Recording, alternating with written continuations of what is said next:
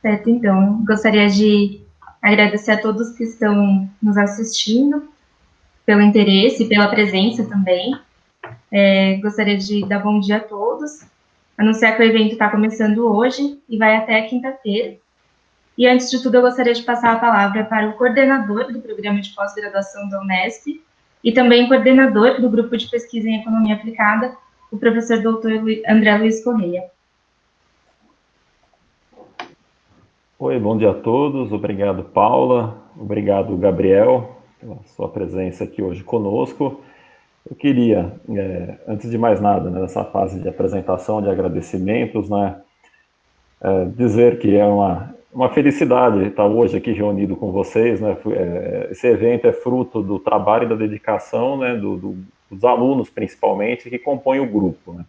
Então, o grupo de pesquisa em economia aplicada da Unesp, esse ano ele retomou suas atividades. Ele é um grupo que foi formado há um tempo, ficou um pouco parado, as pessoas foram dedicando as suas atividades de pesquisa, cada um na sua área, na sua atividade, e graças ao empenho, né, da turma, nós conseguimos discutir bastante como retomar as atividades, ainda antes da pandemia, né, e conseguimos, por meio do interesse principalmente dos alunos do programa de pós-graduação em economia da Unesp, e dos alunos de graduação também interessados, né, nesse tema de economia aplicada, nos reunir, né, e propor temas, discussão de temas, e surgiu a iniciativa, né, de realizarmos um evento que discutisse economia aplicada, que discutisse políticas públicas, avaliação, as principais fontes de dados aqui disponíveis. A área ainda semana passada eu participava de uma banca, né, e algum dos membros, o professor Alexandre Gori, que estará conosco hoje à tarde, aqui, ele estava nessa banca por coincidência, ele ainda comentou, né, da importância do estudo da economia aplicada dentro da ciência econômica. Há um tempo atrás, não muito distante, né, você tinha a impressão de que a discussão teórica ela é importante, ela era uma coisa mais nobre dentro da economia, né? A economia aplicada ela vinha como se fosse matemática, é importante, mas assim, a teoria é como se fosse algo mais nobre. E hoje em dia, principalmente num país em desenvolvimento como o nosso, né, carente de políticas públicas, de avaliação de resultados, de continuidade, é muito importante, né, estudarmos temas de economia aplicada, estudarmos as informações que temos à disposição, estudarmos aí a aplicação de métodos de avaliação. Eu agradeço, vou encerrando aqui, porque vocês não vieram para assistir o André falando, né? Vocês vieram para assistir o Gabriel, né, falar. Então, eu agradeço muito a presença aqui do Gabriel, oferecendo esse mini curso, trazendo sua experiência, é muito solícito. Eu fico feliz, né, de ver os jovens, né, como tanto os alunos do grupo, o Gabriel, né, o pessoal jovem, dando as caras, fazendo, executando as coisas que precisamos, né, no momento histórico que a gente vive aqui no país, dessa iniciativa, desse gás aí da juventude. Então, eu agradeço em nome do grupo de pesquisa em economia aplicada, agradeço muito em nome do programa de pós-graduação. Nesse momento eu estou exercendo a coordenação até maio de 21 aí. Então, eu agradeço muito a atuação. O que faz um programa de pós, o que faz um grupo de pesquisa aí para frente é o interesse e a motivação dos alunos. Assim, é isso que faz uma universidade, é isso que são as gerações novas. Nós, mais velhos, né, uma hora estaremos passando o bastão aí, a liderança das atividades de pesquisa para vocês. Então, parabenizo a iniciativa de todos, a atuação da comissão organizadora. Passo a palavra de volta a Paulo, que vai fazer a apresentação. E obrigado mais uma vez, Gabriel. Obrigado ao público que está nos assistindo aí pelo YouTube. Bom dia e um bom evento a todos. Temos palestras aí até quinta-feira. Um abraço, bom evento. Obrigada, André, pelas palavras. Antes de passar para o Gabriel fazer o seu mini curso, eu gostaria de dar algumas informações importantes para quem está acompanhando o evento. Primeiramente, gostaria de agradecer mais uma vez por todos que tiveram o interesse e que estão participando. E gostaria de pedir para que vocês se inscrevessem no canal do YouTube do programa de pós-graduação, para ajudar o nosso programa, e também seguissem as redes sociais do nosso grupo de estudo, que é GPEA Unesp, tanto no Facebook quanto no Instagram. As perguntas, quem tiver perguntas deve fazer pelo chat do YouTube, elas serão repassadas aqui pelo Google Meet ao Gabriel no final da exposição. E os formulários para os certificados estão na descrição do YouTube, porém eles serão liberados apenas ao final da exposição e ficarão por cerca de 40 minutos abertos para quem desejar emitir o certificado depois. Os certificados serão enviados em até 30 dias pela comissão. E agora eu gostaria de anunciar o Gabriel já, e poder passar a palavra para ele. O Gabriel Henrique Oliveira Assunção fez graduação e mestrado em Estatística na Universidade Federal de Minas Gerais. Atualmente atua como tecnologista em Estatística no IBGE e possui experiência em Probabilidade e Estatística, com ênfase nas áreas de Bioestatística, Aprendizado de Máquina, Estatística Espacial e Amostragem. O minicurso de hoje no nosso evento será sobre a Pesquisa Nacional por Amostra de Domicílios Contínua, com foco em como obter os microdados públicos da PNAD contínua e também realizar estimativas dentro do software R, utilizando o pacote que foi disponibilizado pelo IBGE, chamado PNAD-C-IBGE. Com muita honra que eu passo a palavra para o Gabriel, agradeço mais uma vez por toda a disponibilidade e atenção e por ter aceitado o convite para estar aqui hoje ministrando um mini-curso sobre a PNAD contínua. Gabriel, deixo com você a condução a partir de agora. Muito obrigada. Perfeito, muito obrigado. Bom dia, vocês me ouvem bem? Sim. Perfeito.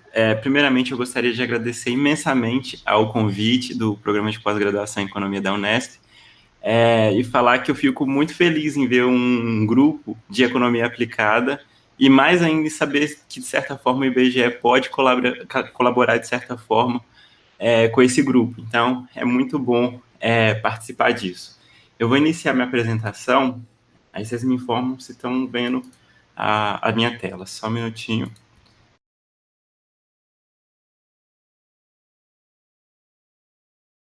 Então, já fui apresentado, meu nome é Gabriel Henrique Oliveira Assunção, sou servidor do IBGE e atualmente eu estou lotado na Gerência de Estudos, Métodos e Controle, que faz parte da Coordenação de Trabalho e Rendimento da Diretoria de Pesquisas. Hoje eu vou apresentar esse minicurso intitulado Explorando os microdados das pesquisas domiciliares amostrais do IBGE. A ideia desse minicurso é passar por essa seguinte estrutura, onde a gente vai ter primeiro um tópico sobre o Sistema Integrado de Pesquisas Domiciliares, o SIPD, depois um tópico sobre o planejamento da amostra-mestra. Vale ressaltar que esses primeiros dois tópicos, eles são puramente teóricos, eles podem ser um pouco maçantes e cansativos, mas eles são fundamentais para que a gente possa chegar na parte prática com o entendimento e o conhecimento necessário para fazer as coisas da forma correta. E aí, no terceiro tópico desse minicurso, eu falo um pouco sobre entendendo o pacote PNAD-C-IBGE no R, no software R. Esse tópico ele vai ser um misto de teoria e prática, porque eu vou mostrar sobre o pacote, mas ao mesmo tempo explicar a teoria por detrás do pacote.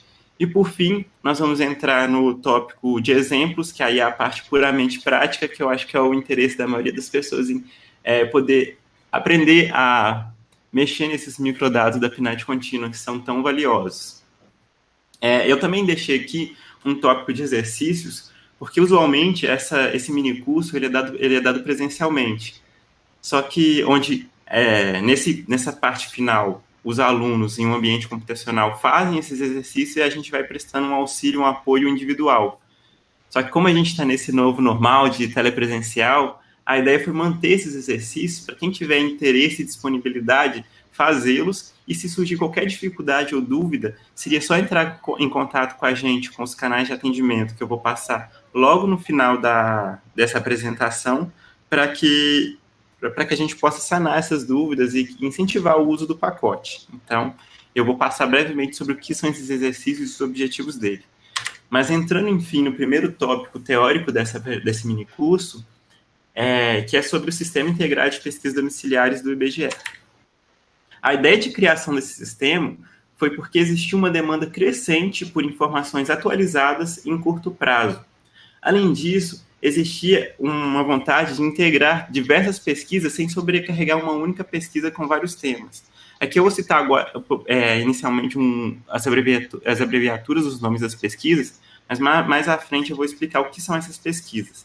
Nós temos, por exemplo, a PNAD contínua, que é o carro-chefe das pesquisas domiciliares amostrais do IBGE, e ela é uma pesquisa bem grande, que ela vai num domicílio por 5 entrevistas, e ela trabalha com assuntos voltados à educação, características de domicílio e mercado de trabalho principalmente.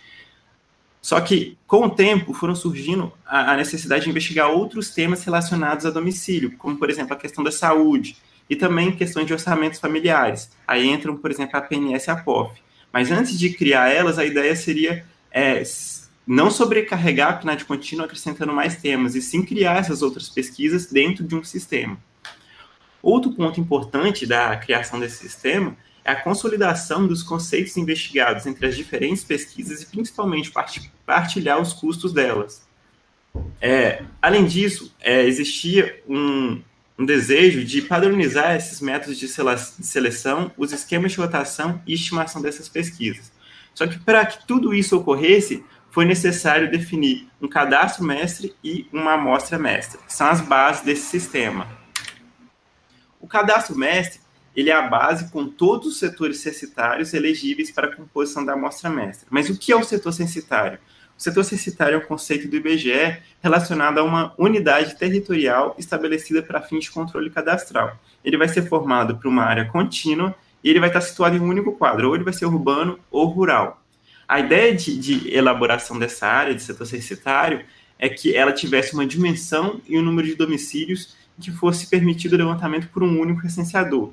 E esse conceito está diretamente relacionado aos censos demográficos, porque a ideia é que essas áreas pudessem ter uma cobertura por um único recenseador sem haver uma sobrecarga de trabalho.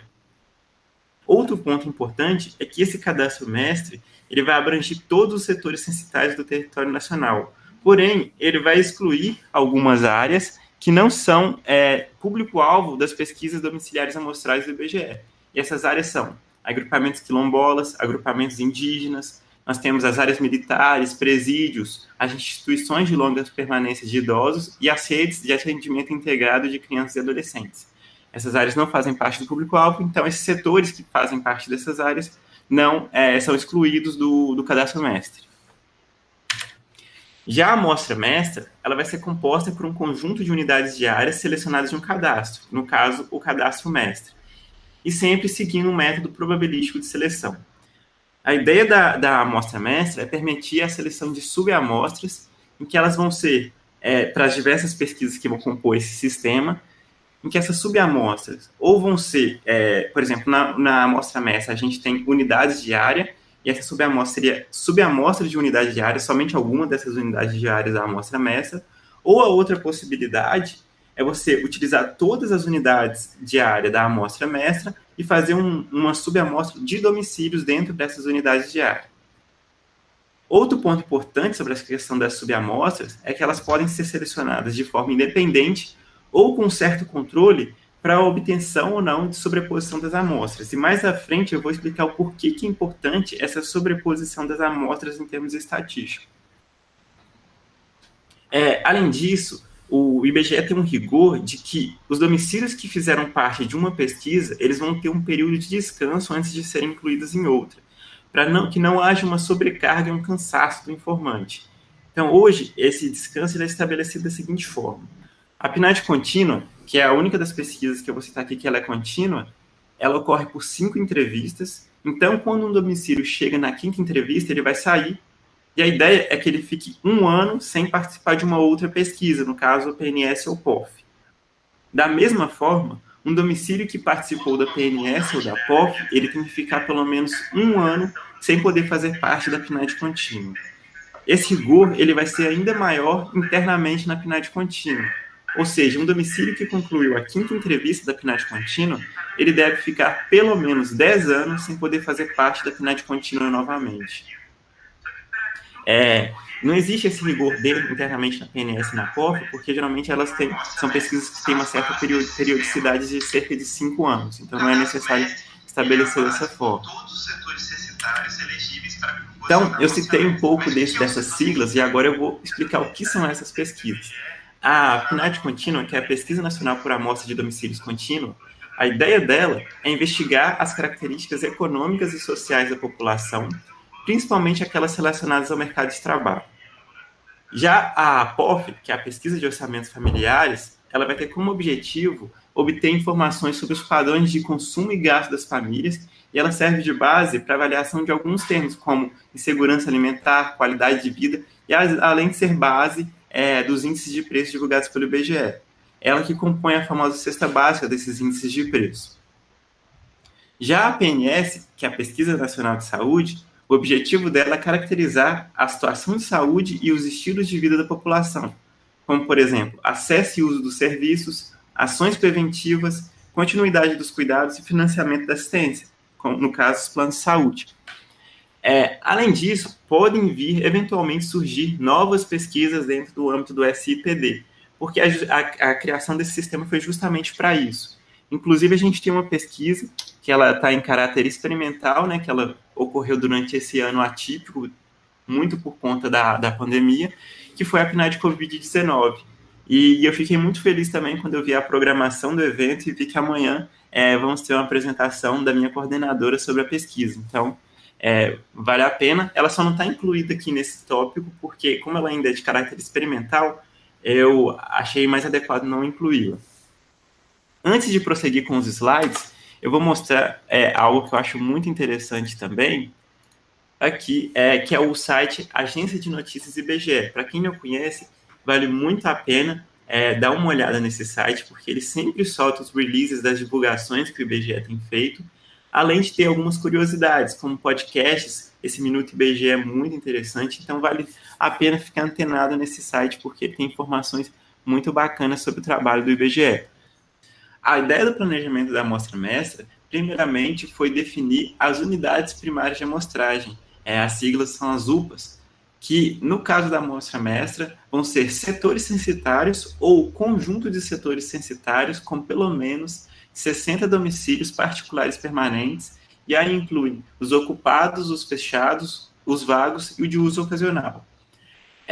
A ideia foi que, se um setor, por exemplo, tivesse 30 domicílios e um outro tivesse 40, provavelmente eles não vão compor uma UPA unitária, o conjunto dos dois setores vão passar a ser uma UPA. Então, essa é a ideia de criação das UPAs, que são as unidades primárias de amostragem da amostra-mestra.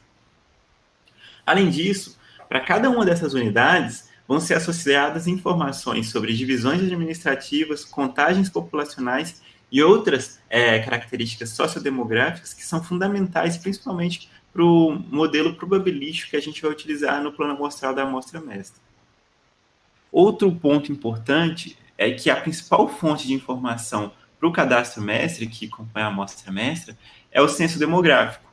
Porém, os censos ocorrem de 10 em 10 anos, naturalmente, o planejamento deles. A gente sabe que esse ano foi um pouco atípico, que estava planejado o censo para esse ano, mas ocorreu essa questão da pandemia, ele está planejado para o ano que vem. E se a gente ficasse com essa informação do cadastro fixa com relação ao censo de 2010, a gente teria uma defasagem natural, principalmente com relação à composição das áreas desses setores que compõem o cadastro mestre. Então, todo ano, a gente tem uma atualização da base dos setores do território, de todo o território nacional, a partir da base operacional geográfica, a BOG. Então, todo ano a gente faz uma seleção de um novo ciclo da amostra-mestra, que vão ser 4 trimestres que a gente vai selecionar, e ao fazer essa seleção, antes de fazer essa seleção, a gente incorpora todas essas atualizações que essa base operacional geográfica fez no ano imediatamente anterior. Então, essas atualizações estão relacionadas à área dos setores. Então, setores muito grandes pode eventualmente dividir em 2 setores. Nós temos casos também de leis que regem limites municipais, em que um setor que antes fazia parte do município pode passar a fazer parte de outro município, inclusive em casos de UF também. Então, esse tipo de situação, tudo vai ser absorvido a partir dessa base operacional geográfica. Então, a gente não fica com essa defasagem. No entanto, a gente tem um processo que ele tem como base o censo de 2010 e permanece com essa base, que é o processo de estratificação das UPAs. Essa estratificação ela vai ocorrer de forma sequencial e vão ter vários níveis de estratificação. Aqui eu citei 4 níveis, mas existe um nível anterior, que é o nível natural do nosso país, que é o nível de unidade da federação. Então, dentro de cada unidade da federação, as UPAs, primeiramente, vão ser estratificadas no nível que a gente chama de extrato administrativo. Esse extrato administrativo vai dividir os municípios da unidade da federação em 5 categorias. A primeira das categorias vai ser o município da capital. A segunda categoria vão ser os municípios que compõem a região metropolitana ou a região integrada de desenvolvimento econômico, que contém o município da capital, mas sem incluí-lo porque ele já faz parte da primeira categoria. Para quem não está familiarizado com o termo RID, que é Região Integrada de Desenvolvimento Econômico, a ideia dele é bem análoga ao das regiões metropolitanas. A diferença é que a região metropolitana está mais voltada para o caráter de mobilidade social, enquanto a RID está para o caráter econômico. Outro ponto importante é que a região metropolitana respeita o espaço limite das UFs. Já as RIDs, elas podem extrapolar para outros municípios de outras UFs. No caso, a única RID que compõe essa segunda categoria é a RID de Teresina. A terceira categoria que a gente tem nesse extrato administrativo vão ser os colares de expansão metropolitana ou outras regiões metropolitanas, municípios, né, que fazem parte desses conceitos dentro da unidade da federação. E a quarta categoria vão ser os municípios que fazem parte de RIDs que têm sede em outras UFs. Por exemplo, a própria RID de Teresina, os municípios do Maranhão que fazem parte da RID de Teresina vão entrar nessa quarta categoria. E, por fim, a última categoria, que são o resto dos municípios da UF que não se enquadraram em nenhuma das outras categorias desse extrato administrativo. Então, depois que a gente faz a estratificação administrativa, a gente passa para a estratificação geográfica espacial. Para a realização dessa estratificação, a gente contou com o apoio direto da Diretoria de Geociências do IBGE, e o intuito dela foi fazer com que esses estratos tivessem uma maior cobertura, uma cobertura total do território nacional. Então, essa estratificação tomou como base as mesos e micro-regiões. Depois que foi feita a estratificação geográfica espacial, dentro desses estratos geográficos espacial, a gente faz a estratificação de situação, que a gente vai dividir esses estratos em urbano e rural. E, por fim, depois de fazer a estratificação de situação, a gente passa para a estratificação estatística. A estratificação estatística, para que ela ocorra, é necessário primeiro definir uma variável de interesse, em que essa variável tem que ter sido coletada no censo de origem, no caso, o nosso censo da amostra mestra vigente atualmente é o censo de 2010, e a ideia de definição dessa variável é uma variável para compor esse extrato estatístico. No nosso caso, dessa amostra mestra, foi a renda total dos domicílios, que tem que ser uma variável coletada no questionário do censo, não pode ser nem no questionário da amostra do censo, porque a gente precisa ter essa informação para todos os domicílios do país. Então, os estratos de situação, por exemplo, um extrato de situação urbano, ele poderia ser dividido em 2 ou 3 estratos estatísticos. Porém, em alguns casos de estratos de situação muito pequenos, não houve a estratificação estatística, então já é direta. O extrato de situação, por exemplo, rural, de um rural bem pequeno, já é um extrato estatístico fechado, não dividiu em outros estratos estatísticos. Uma dúvida recorrente que chega para a gente no IBGE é justamente sobre a composição desses estratos de renda estatísticos que a gente estabelece na amostra mestra. A ideia deles é que eles vão ser heterogêneos internamente e homogêneos se comparado com outros estratos estatísticos dentro do mesmo extrato de situação. Então, para que eles tenham uma renda média bem próxima. Então, existem pensamentos que o IBGE faz a divisão entre estratos estatísticos ricos e pobres. Não é assim que funciona. Dentro de um estrato, você tem várias condições econômicas e a renda média que vai vigorar dentro desse extrato, desde que essa renda média tenha uma renda média parecida com outro extrato estatístico dentro do mesmo extrato de situação. Outra dúvida que surge eventualmente é que, como essas definições elas são do censo de 2010 e nelas não há nenhum tipo de atualização, essa definição permanece ao longo dos anos. Existia um risco e um medo de que essa defasagem natural de tempo prejudicasse por conta dessa estratificação. Então, a coordenação de métodos e qualidade do IBGE, que faz parte também da diretoria de pesquisa, na época de formulação da amostra mestra, fez um estudo comparando os dados do censo de 2010 e do censo de 2000, pegando a variável de rendimento, e criou 2 grupos. Um grupo com a estratificação estatística e um grupo sem estratificação estatística, com o intuito de verificar se realmente essa defasagem causava problema, mas, na verdade, o grupo que tinha a estratificação estatística teve estimativas melhores do que o grupo sem. Então, optou-se por manter dessa forma, desses níveis de estratificação. Outro ponto importante é que cada extrato deve ter pelo menos 150 UPAs. Então, a estratificação das UPAs ela deve levar em consideração os objetivos de todas as pesquisas do SIPD. Além disso, essa estratificação vai permitir o controle da seleção e do tamanho da amostra para possíveis domínios de divulgação. Outro ponto importante que eu já citei brevemente é que essa estratificação serve para garantir o espalhamento da amostra em todo o território. Outro ponto é que ela controla a precisão das estimativas por domínio de estimação também. E ela busca facilitar as operações de controle de coleta, além de reduzir os custos. Falando um pouco sobre o plano amostral da amostra, envolvido na amostra mestra, ele é conglomerado em 2 estágios com a estratificação das UPAs, conforme já foi mostrado.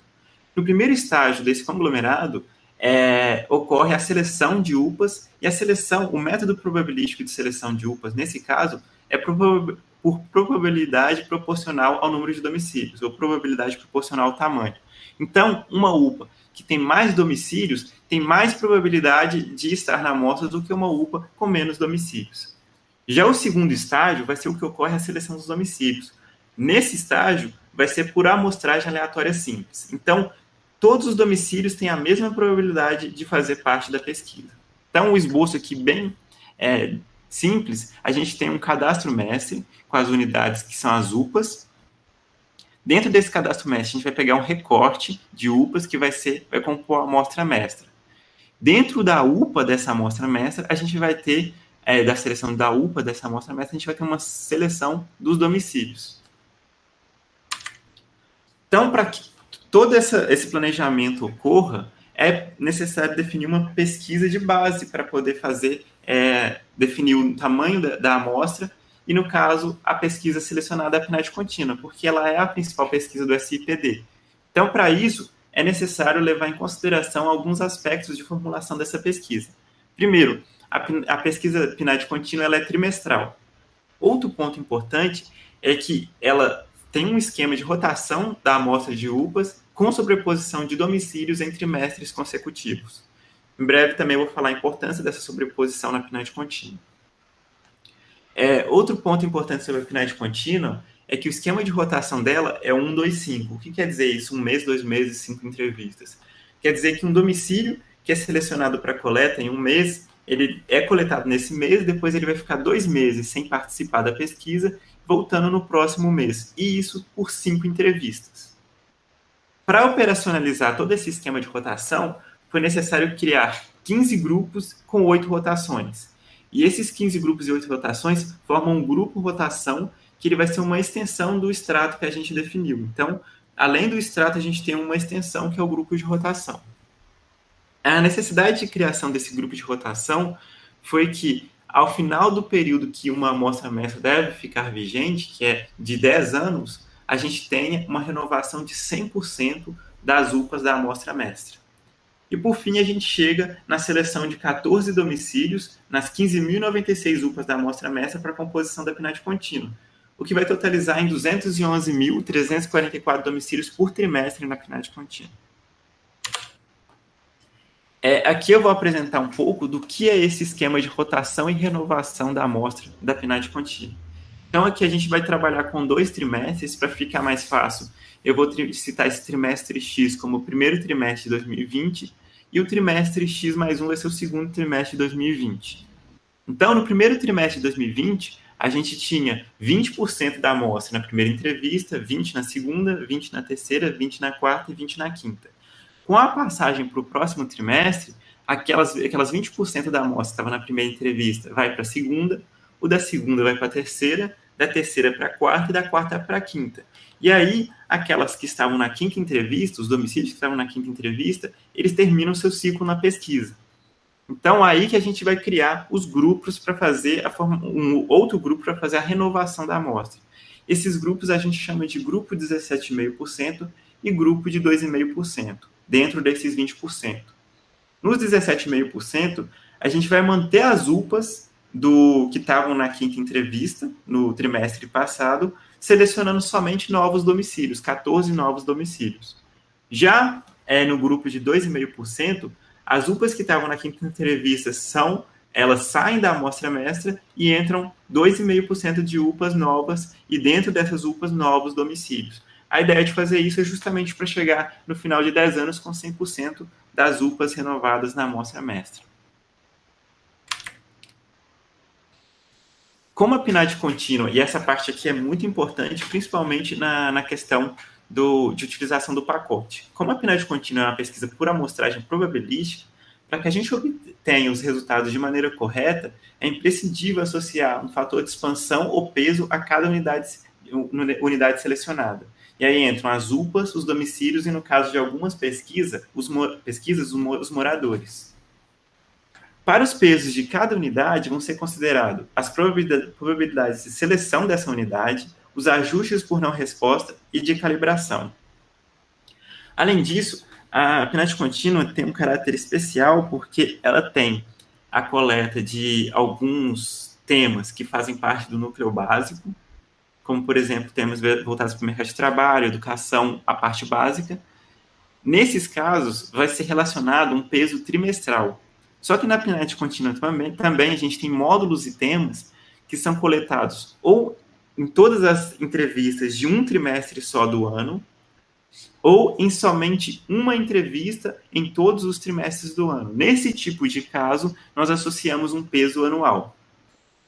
Para os pesos das UPAs que são produzidos trimestralmente, vão ser considerados a probabilidade de seleção da UPA, núcleo de rotação dela, e a razão dos domicílios particulares permanentes ocupados e fechados daquela UPA em relação às demais UPAs do grupo de rotação.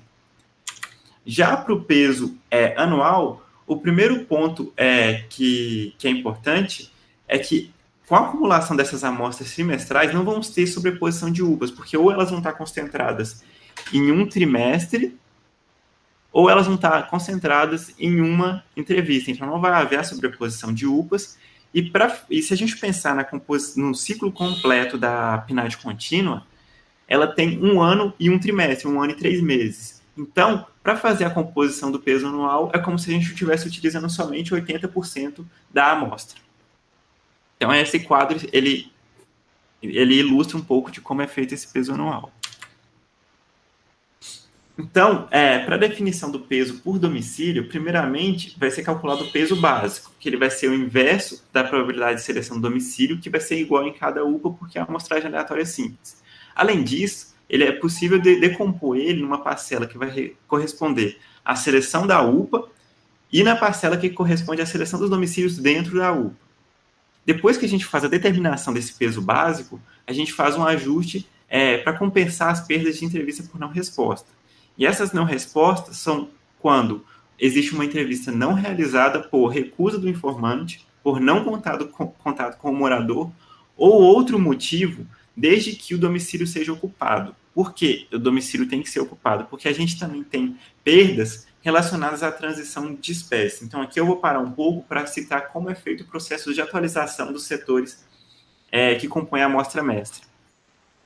Por exemplo, um setor que vai entrar para coleta, uma UPA, perdão, que vai entrar para coleta agora em novembro, ela tem a sua atualização iniciada 3 meses antes, então seria em agosto. É óbvio que nesse momento que a gente está vivenciando essa questão da pandemia, as cargas de trabalho, os ciclos de trabalho no IBGE mudaram um pouquinho. Mas, normalmente, ela ocorre 3 meses antes. Então, a gente tem um Cadastro Nacional de Endereços para Fins Estatísticos, o CNEF, onde um atualizador vai naquela UPA que vai ser coletada há 3 meses seguinte e atualiza os domicílios, a espécie dos domicílios que compõem essa UPA. Então, ele vai lá e verifica se o domicílio é ocupado, fechado, vago, de uso ocasional, se ele está em obra, se ele é demolido, se ele é uma unidade não residencial. Ele faz toda essa cobertura dos setores daquela UPA. Esse cadastro vai ficar disponível para que 3 meses depois a gente faça a seleção dos domicílios naquela UPA. A questão é que, naturalmente, pode existir uma mudança de espécie. Então, um domicílio que era ocupado foi demolido, por exemplo. Então, esse tipo de perda ele não vai ser compensado no ajuste por não resposta. Então, é mais ou menos assim que funciona. Outro ponto importante é a calibração. A ideia da calibração é que a gente tenha, para que os pesos sejam ajustados para estimar o total da população relacionada à projeção populacional, que é feita por uma outra coordenação no IBGE, que é a Coordenação de População e Indicadores Sociais, a COPIS, que também faz parte da Diretoria de Pesquisas, em que ela solta essas projeções populacionais referenciadas em certas datas. Então, para fazer essa calibração nos pesos da PNAD contínua, a gente vai fazer a calibração em dois períodos diferentes, um para o peso trimestral e um para o peso anual. Para o peso trimestral, a gente vai considerar o dia 15 do mês do meio do trimestre, que a gente está do trimestre civil relacionado ao peso trimestral. Então, por exemplo, quando a gente faz o peso trimestral do primeiro trimestre de 2020, a estimativa tem que dar o total populacional relacionado à projeção populacional do dia 15 de fevereiro de 2020. Assim como para o peso anual, a data de referência é o dia 1º de julho do ano que a gente está referenciando no peso. Então, por exemplo, para o peso anual de 2019, a estimativa tem que dar a projeção populacional do dia 1º de julho de 2019. Além disso, como a gente está interessado, principalmente quando a gente está mexendo com os microdados na obtenção de indicadores, vale ressaltar que os principais indicadores da PNAD contínua vão ser totais de características de interesse ou razões entre totais de duas características, como as taxas, e aí entra, por exemplo, a taxa de desocupação. Outros indicadores que eventualmente podem ser de interesse em pesquisas como a PNAD contínua estão relacionados à diferença dos indicadores em dois períodos de tempo subsequentes, a criação, por exemplo, daquelas séries históricas. As estimativas de variância que são para esses indicadores, elas vão ser obtidas usando o método Ultimate Cluster, que ele também é conhecido como método do conglomerado primário, e para estimar a variância dos estimadores de razão, ela tem que ser necessário fazer uma aproximação da variância de uma razão através da linearização de Taylor.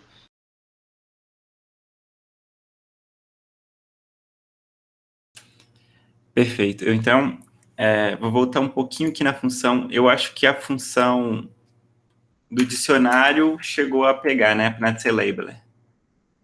Eles estavam te ouvindo. Não estava no slide, mas eles estavam te ouvindo só. Ah, perfeito. Então, eu falei brevemente da PNAD Labeler, que ela vai fazer a rotulação com esses argumentos, né, o objeto do microdado da PNAD contínua, e o diretório com o arquivo do dicionário que você baixa do IBGE. De forma análoga, você tem a PNAD Deflator, que ela vai fazer o deflacionamento. E aí, o que eu tinha citado é que a questão do deflacionamento é porque no Brasil hoje existe inflação, então, R$100 há 3 anos atrás não tem o mesmo valor que R$100 esse ano. Então, quando você deseja fazer uma comparação entre dois períodos na PNAD contínua com variáveis de rendimento, você tem que fazer o deflacionamento. E como os arquivos de deflatores já existiam no IBGE, o pacote se adequou para fazer o download deles e acrescentar eles nos microdados. E como eles podem ser um pouco confusos, eu e a aluna, que é a contribuidora no pacote, nós criamos esses 3 documentos para facilitar o entendimento de como fazer o deflacionamento nos pacotes, nos microdados do IBGE, da PNAD contínua. Então, eu estava precisamente nesse documento aqui, nesse aqui, eu vou começar lá de cima. Esse documento, ele está relacionado aos microdados trimestrais, e ele é quando você deseja fazer deflacionamento desses microdados. Então, existem existem 2 variáveis que são acrescentadas quando você usa a função de deflacionamento do pacote PNAD IBGE, que é a variável habitual e a variável efetivo. Eu estava citando que o nome tem que ser exatamente igual, o H maiúsculo e o resto minúsculo, assim como o efetivo, porque o R é case sensitive, o SAS, por exemplo, não tem esse problema, mas o R, ele tem o que é maiúsculo e diferencia do minúsculo. Então, nos microdados, quando você faz o deflacionamento dos microdados trimestrais, ele vai acrescentar 2 variáveis para você no banco, a habitual e a efetivo. E aqui explica o porquê de fazer esse deflacionamento por habitual e efetivo, e aqui tem um exemplo. geralmente é bom conhecer o dicionário da PNAD contínua, você saber com qual variável você está mexendo, porque até as próprias variáveis podem ser um indicativo de como deflacionar. Por exemplo, a VD 4019, a descrição dela é rendimento habitualmente recebido em todos os trabalhos para as pessoas de 14 anos ou mais de idade. E então, como tem essa palavra habitualmente, você vai utilizar justamente a variável habitual que foi acrescentada do deflator para criar, então, a variável real e fazer a comparação correta entre dois períodos de tempo.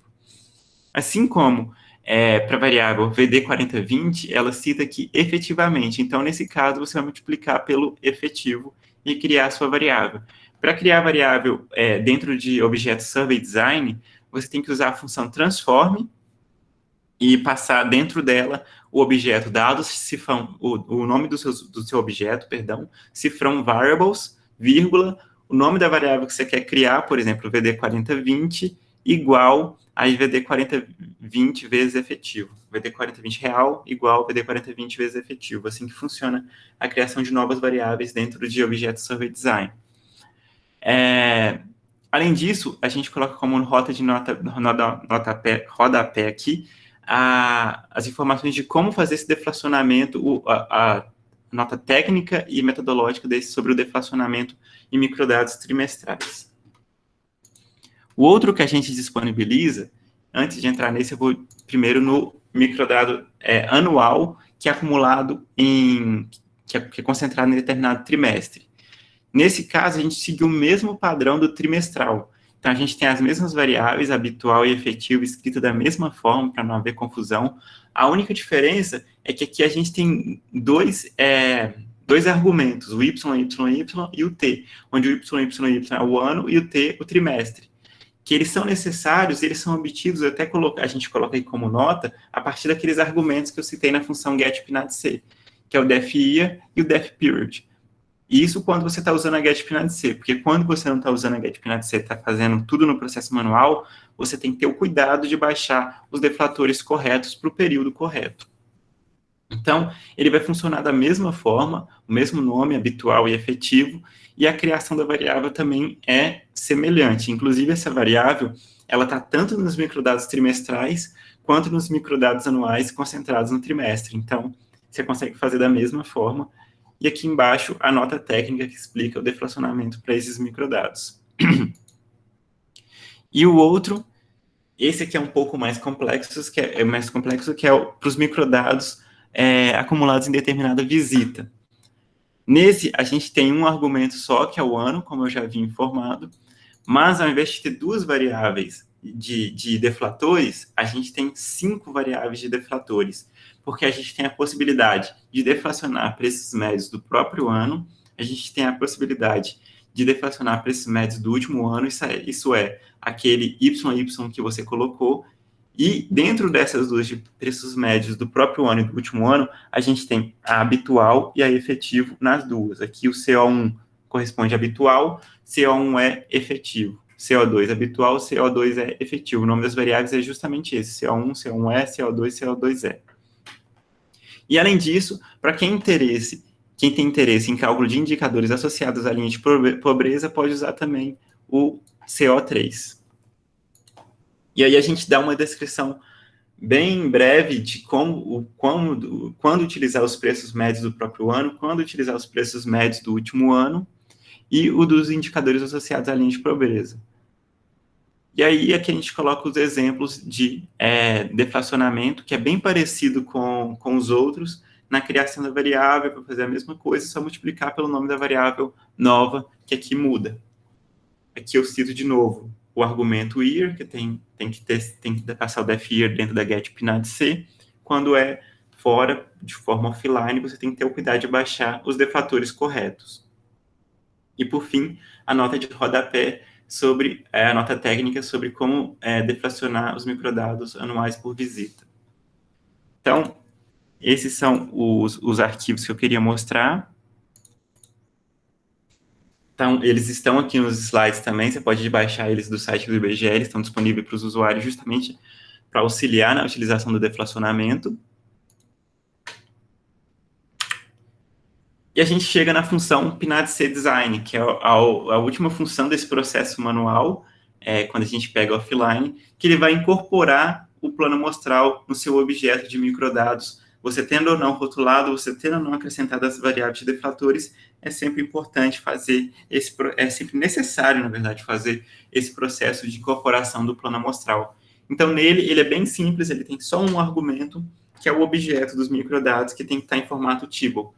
Então, não faz sentido você baixar o getPNAD-C com design igual a true e aplicar essa função. Ele só funciona também com o getPNAD-C com design igual a false. Ok? Então, eu acho que essa parte de incorporar o plano amostral ela é fundamental para tudo que a gente vai fazer dentro dos microdados da PNAD contínua no R. E, por fim, essa última função, ela é mais uma função de tutorial e auxílio para quem está começando a utilizar o pacote, ainda não quer baixar os microdados do site do IBGE, quer fazer a leitura de forma offline e também não quer ir lá no site baixar. A gente fornece junto com o pacote 4 documentos que são relacionados justamente aos processos que você faz a leitura de forma offline. Então, esses documentos, esses arquivos que tem junto com o pacote são o de deflatores em XLS, o de dicionário em XLS, o example data, que são os microdados em TXT, e o input, que é aquele script SAS em formato TXT. Então, quem quiser aprender a usar o pacote, iniciar com esses exemplos, a gente também torna isso disponível. E, mais precisamente, esses arquivos são referentes ao microdado trimestral do 4º trimestre de 2017 da PNAD contínua, que, inclusive, é o mesmo que o Douglas utiliza no tutorial dele. Então, é legal que você pode fazer o tutorial do Douglas dentro dos exemplos.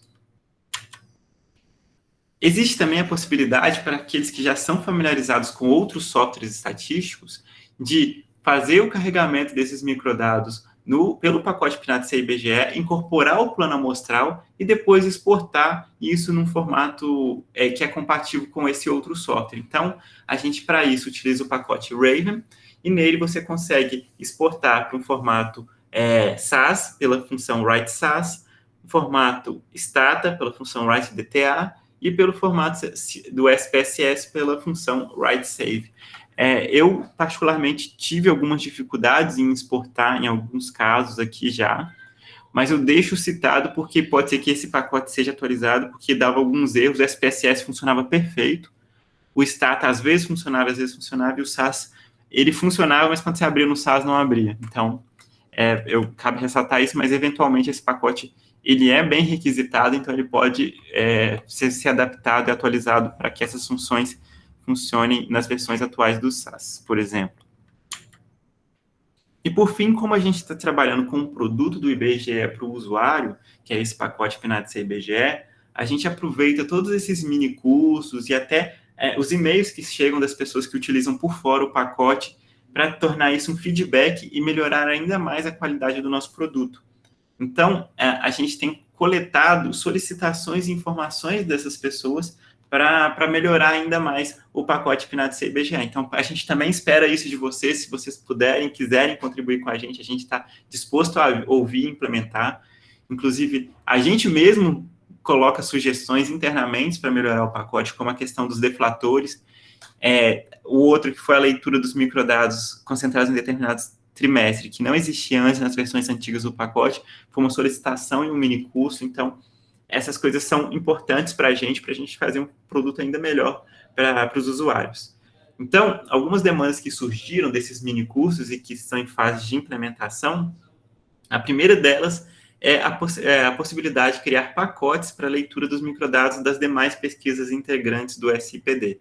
E aí entra a POF 2008-2009, a PNS 2013, a POF 2017-2018 e a PNS 2019, isso quando houver microdados públicos disponíveis, que, por exemplo, a PNS 2019, no início do ano, não tinha ainda os microdados disponíveis, porque ela estava terminando a fase de coleta. Então, assim que for disponibilizados os microdados, a ideia é que o pacote atualize para poder pegar aquele ano da pesquisa, e em caso de novas pesquisas que vierem a surgir no SIPD, a gente criar esses pacotes. Então, o que eu tenho informado aqui é que esse passo aqui está muito adiantado, o pacote da PNS já está praticamente pronto, O da POF, infelizmente, tem umas questões estruturais que a gente ainda está preso, então ele é o único que andou pouco, e a gente ainda criou um pacote de uma pesquisa que surgiu por conta desse ano, que teve essa tempestividade por conta da pandemia, que é a PNAD Covid-19. Então, a gente também está fazendo um pacote da PNAD Covid-19, e a ideia, a gente tem um planejamento, na verdade, de submeter esses pacotes no início do ano que vem. Então, no início do ano que vem, a gente vai submeter o pacote da PNS, a gente vai submeter o pacote da POF, mesmo que ele não esteja funcional ainda, eu vou explicar por quê, e a gente também vai submeter o pacote da PNAD Covid, que também já está bem pronto, bem adiantado. Além disso, a gente também vai atualizar o pacote PNAD-C e IBGE para a versão 0.6.1, porque a gente padronizou algumas funções e algumas coisas do manual para ficar semelhante a esses outros pacotes. E a ideia de padronizar vem justamente da criação do SIPD e mais ainda, porque esse segundo ponto aqui, a gente queria disponibilizar um pacote de coleção, que ele basicamente vai estar composto pelos outros pacotes das pesquisas que compõem o SIPD. Porque, por exemplo, às vezes um usuário quer mexer com todos os microdados das pesquisas domiciliares amostrais do IBGE, e aí ele teria que ficar baixando da PNS, da POF. A ideia não, a ideia é criar um pacote de coleção que você baixa só ele, e aí ele internamente já traz os outros. E esse pacote referencia o SIPD, ele também já está praticamente pronto, e é por ele estar pronto e por ele incluir a PNS, a POF e a PNAD Covid, que a gente precisa lançar a POF, mesmo que ela ainda não esteja totalmente funcional, para que o pacote de coleção esteja funcional. Então, desse pacote de coleção, a gente vai ter a PNAD contínua com o PNAD-C e IBGE, vai ter o da PNS, o da POF e o da PNAD Covid-19. Então, isso aqui tudo junto, a ideia é que seja submetido no início do ano que vem. E, por fim, esse último passo, ele foi sugerido por um servidor do próprio IBGE, durante uma apresentação que a gente fez interna, que é um passo que a gente ainda não conseguiu andar muito, mas ele é essencial, pensando em questões de desempenho computacional, que é a utilização do SQLite em conjunto com pacotes para armazenamento e acesso dos microdados, porque aí a gente vai maximizar o desempenho do pacote e, principalmente, tornar o pacote ainda mais acessível para pessoas que não tenham computadores com configurações muito boas. Por exemplo, pessoas que têm computadores com pouca memória, ou com um processador não tão bom, porque esses microdados dessas pesquisas, eles são bem grandes, então eles ocupam um pouco mais de memória. Então, a partir do momento que a gente armazena numa metodologia de banco de dados, como SQLite, a gente consegue diminuir esse custo computacional. Então, esses são os nossos planejamentos. Enfim, entramos na parte prática desse mini curso, com os exemplos que eu vou passar aqui. Esses exemplos, eles estão nos slides, só que eu vou fazer eles direto no R, que eu acho mais interessante, até para apresentar um pouco o R para quem não está familiarizado. Antes de passar para o R de fato, a gente tem que... a gente vai usar 2 pacotes, necessariamente, nesses exemplos, que é o PNAD-C e IBGE, obviamente, que vai fazer a leitura dos dados, incorporação dos rótulos, dos deflatores e do plano amostral, e o pacote Survey, que vai permitir as análises e modelagem desses dados provenientes de pesquisas com planos amostrais complexos. Aqui eu cito o site do autor, que é o Thomas Lanley, então vale a pena, para quem tem interesse nesse pacote, entrar nesse site.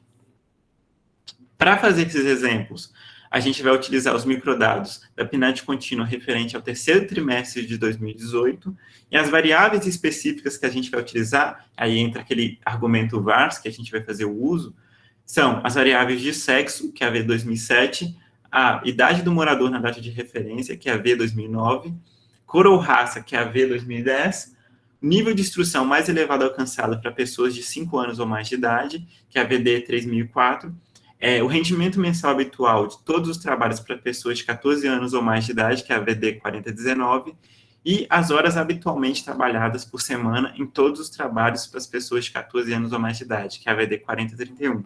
Aqui cabe colocar também que você tem uma diferenciação entre variáveis no IBGE, você tem essas que são as Vs e essas que são as VDs. As Vs são aquelas variáveis que são oriundas direto da coleta, elas já estão no questionário da pesquisa. Já as VDs são variáveis que são originárias, variáveis derivadas de outras variáveis da coleta, certo? Então, agora eu vou passar para o R. Para quem não conhece o R, ele tem essa carinha aqui. Na verdade, esse é o RStudio, melhor dizendo. O R está rodando aqui atrás. O RStudio, ele é uma ferramenta de desenvolvimento integrado. E ele permite essa interface mais amigável para o usuário. Então, eu recomendo principalmente para os novos usuários, e até para os usuários mais experientes, vale a pena utilizar o RStudio. Que ele está rodando o R ali atrás e ele traz essa interface bem bacana. Então, primeiro eu vou apresentar sobre o R. A versão do R que eu estou executando aqui é a 3.6.2. Aqui é a data de lançamento dessa versão. E, atualmente, como eu mostrei, já está na versão 4.0.3. Então, o ideal seria que eu atualizasse essa versão do R para que eu tenha, por exemplo, deve ter sido corrigidos alguns bugs, algumas coisas, então vale a pena sempre deixar atualizado. Mas eu realmente não atualizei, ainda vou atualizar. Então, o R, quando você abre o R, de fato, tem essa carinha desse bloco aqui de baixo, que é o console. Aqui no RStudio, a gente tem a divisão em 4 blocos. Nesse primeiro bloco aqui, vão os scripts, para você criar seus códigos sem executá-los. Aqui, nessa parte do console, é onde os códigos são, de fato, executados. Esse terminal, esse jobs, eu raramente utilizo eles. E aqui no script ficam salvos todos os scripts que você abriu. Se você não tiver com nenhum script aberto, esse bloco simplesmente some. Nesse bloco aqui é o ambiente, onde vão estar os objetos que você está criando durante a execução do seu programa. Tem essas outras abas aqui, o History e o Connections, eu também não faço uso delas. Então, eu deixo sempre no ambiente para ver os objetos que eu tenho criado. E esse aqui que é o bloco que eu acho que é o mais completo, que eu utilizo as abas dele, que é o bloco de auxílio de plotagem. Aqui, nesse primeiro bloco de pacotes, você tem os pacotes que você tem instalado no seu R. Então, todos esses pacotes aqui estão instalados, tá vendo? Vocês veem que tem uma marcação aqui do lado. Os que têm marcação, eles estão ativos. Os sem marcação, eles estão inativos, só instalados no R. Outro ponto importante é que ele mostra o nome do pacote, a descrição breve do pacote e a versão que o pacote está. Então, aqui, por exemplo, se a gente for no PNAD-C e BGE, ele não está ativo. Aqui tem o nome dele, a descrição e a versão que ele está. Ele está na última versão, que é a 0.6.0. Então, está tudo ok. Nessa outra aba aqui, o Help, ele mostra a última pesquisa que você fez de manual ou de utilização de função. Aqui eu pesquisei sobre a função install.packages. Você pode pesquisar sobre funções, você pode pesquisar aqui direto, ou você pode jogar no R e fazer, por exemplo, assim. PNAD-C, perdão, ele não vai funcionar se o pacote não estiver ativo. Você ativa o pacote, e aí você chama a função, ele vai aparecer o help, o manual da função aqui. Nessa outra aba aqui vão aparecer os gráficos que você eventualmente criar, e aqui mostra os arquivos da pasta onde o R está setado como diretório atualmente, que geralmente é onde você abre um script, por exemplo. Outro ponto importante é que você pode organizar esses blocos da maneira que você achar mais adequada. É essa maneira que eu prefiro. Inclusive, tem pessoas que invertem as cores aqui, modificam as cores, e isso você pode fazer da forma como você achar melhor, tudo aqui no Global Options do RStudio. Eu prefiro esse padrão mesmo. Então, entrando nos scripts, aqui vocês podem notar menos familiaridade com a forma como vocês programam, mas eu acho que cada programador, cada pessoa programa de uma forma. Essa é a minha maneira. Eu gosto sempre de organizar em blocos. Então, sempre quando eu abro esses hashtags, são comentários no R, sempre quando eu abro esses comentários aqui, quer dizer que eu estou abrindo um bloco. E aqui eu vou até onde fechar um bloco. Esse bloco é um script inteiro para mim, mas se eu tivesse mais de um script, eu poderia colocar o bloco abaixo. Então, esses são os blocos para mim, cada um programa da forma que achar melhor. Outro ponto que eu sempre faço, eu sempre coloco uma descrição do que eu estou fazendo da função abaixo, logo acima. Então, aqui, eu estou limpando os arquivos armazenados na memória. Outra coisa é que eu tiro os caracteres especiais, porque justamente por conta da linguagem de reconhecimento de codificação desses caracteres. Às vezes você abre um outro R e desconfigura tudo. Então, eu prefiro deixar sem eles mesmo e seguir a vida. Outra questão voltada à forma de programação é que cada um tem as suas boas práticas de programação. A minha é que eu nunca deixo salvo nenhum objeto. Você pode deixar por interesse, mas eu não gosto de deixar. Então, mesmo marcando a opção aqui de sempre, quando abrir o R, excluir os objetos que tenham salvo no ambiente, eu também utilizo essa função que serve justamente para apagar todos os objetos que estejam arquivados ali, armazenados ali, na memória do R. Então, como não tinha nada, não apagou nada, então não aconteceu nada. Já esse segundo bloco aqui, eu utilizo porque quando eu mexia muito com essas modelagens voltadas para aprendizado de máquina, acho que vai ter uma palestra sobre Big Data também aqui nesse evento, então, geralmente o meu R estava setado como uma memória que não executava muito bem esses modelos. Às vezes chegava na metade do modelo e dava erro. Aí você perdia tudo que você já tinha programado. Então, eu geralmente seto esse limite de memória, porque se o R já tiver setado mais memória, ele não vai mudar. Agora, se tiver menos, ele muda, e aí eu fico trabalhando com mais memória no meu R. Esses primeiros passos aqui é só para não aparecer aquele aviso de warning vermelho, que pode assustar as pessoas. Então, é só para tirar eles, depois colocar de volta. E aqui eu estou setando a memória maior para rodar o R. Então, aqui ele setou a memória que ele indicou aqui. Esse segundo passo, ele serve justamente para codificação, porque como a gente vai mexer com aquela parte de rotulação dos microdados do IBGE, e lá existem caracteres especiais, eu defino a codificação dos caracteres de linguagem como Latin 1, no R, para ele poder reconhecer esses caracteres especiais. Aqui, esses avisos aqui é a mesma questão do warning. Então, eu executo esse aqui, perfeito, ele executou, definiu a codificação como Latin 1. Esse próximo ponto é porque, como a gente vai mexer com alguns totais populacionais, vão dar números muito grandes, principalmente de rendimento, por exemplo.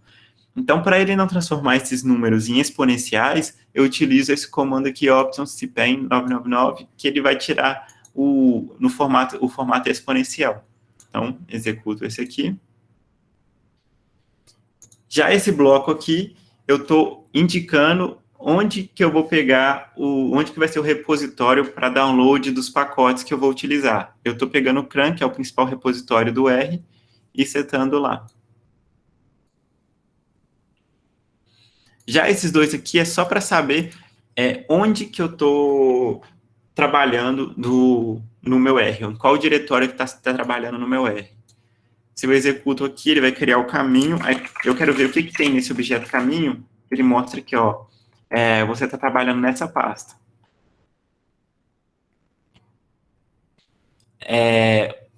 Aqui eu estou instalando, primeiro eu vou verificar se o pacote, esse que eu já apresentei nos slides, mas então eu vou verificar se o PNAD CBG está instalado no R, a gente já viu que ele está instalado, então ele não vai instalar de novo, ele vai ignorar essa parte aqui, e vai só carregar o pacote. Aí, vocês vão ver que aqui em si, eu apaguei, perdão, mas lá em cima eu tinha usado o require e aqui eu usei o library, não tem problema, não tem diferença, os dois tornam um pacote ativo.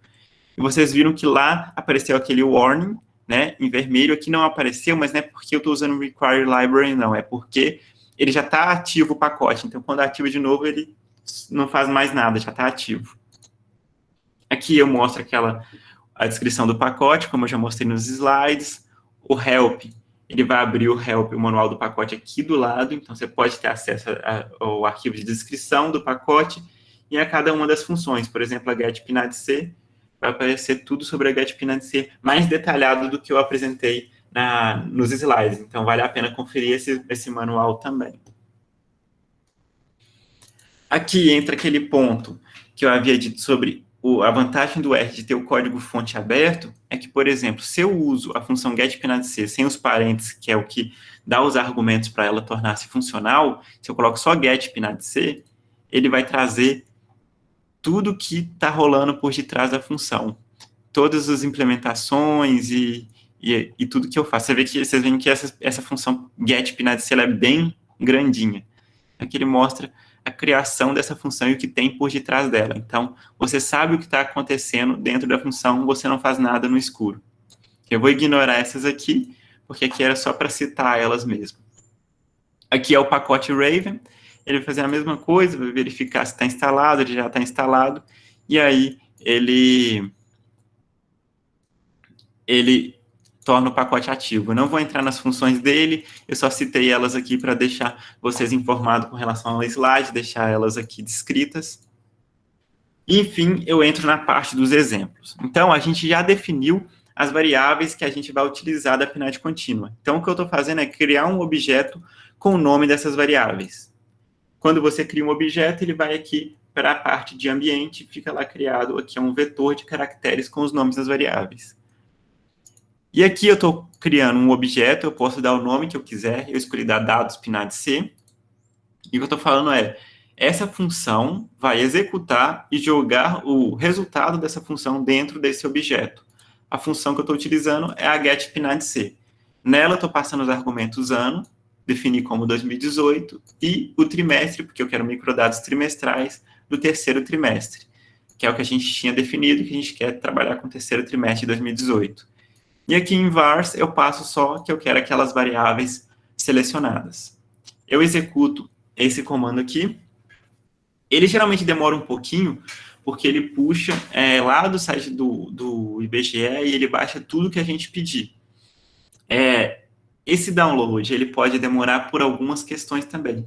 Ele pode demorar pela sua internet, se a sua internet não tiver um pouco lenta, com alguma dificuldade de conexão, e ele pode demorar caso o servidor do IBGE esteja instável. Então, ele vai demorar também para baixar.